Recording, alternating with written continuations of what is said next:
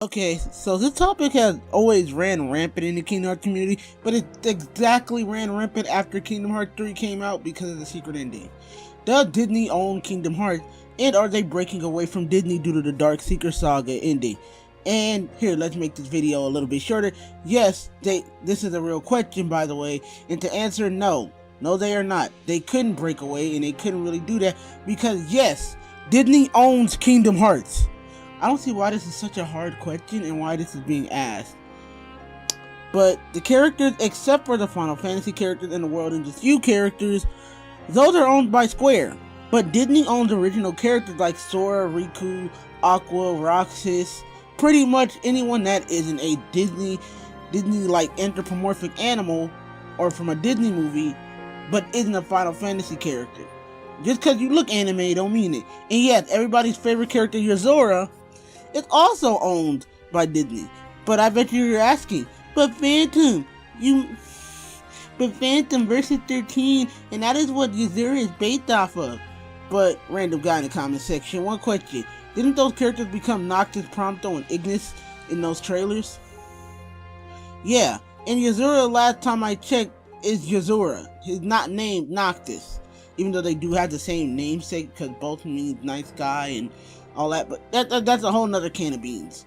But the endings are darker than Disney can handle. Well, let me ask you this: Kingdom Hearts has always been dark, even with the Disney element from secret ending to flat out character death, even with Mickey leaving Aqua essentially being consumed by the realm of darkness. So no, Disney has no problem with anything being too dark.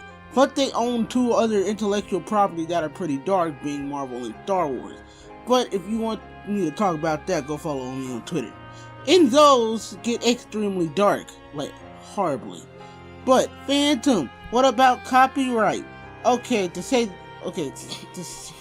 that I say, shut up, I'm getting there. I'm getting into it, okay?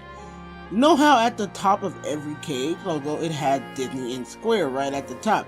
Because Disney copyrighted Kingdom Hearts as the series. Sora, Riku, and Kairi are all Disney, but Cloud, Aerith, and Squall are not Disney, meaning that the Square side of things. But Disney has owned the characters and the stories that are being told. While they are not writing them directly, they are still in charge of it. Disney, just because the secret endings are, have actually been pretty dark, if you've actually been paying attention to the series, you would know that most, if not all of the secret endings are always sort of darker than most of the game. And that's mainly to intrigue you, to add an era of mystery of what's going on in the game and what it will lead into future titles. But that's it for today's video. I hope that I helped explain this a little bit better. So basically you know that Kingdom Hearts is the intellectual property of Disney and Square, but it's still owned by Disney. They can't break away from it just because the Dark Saga ended. Just because it looks more realistic does not mean they can't do it. Okay? Like, they cannot break away from Disney. That's my main point in this video.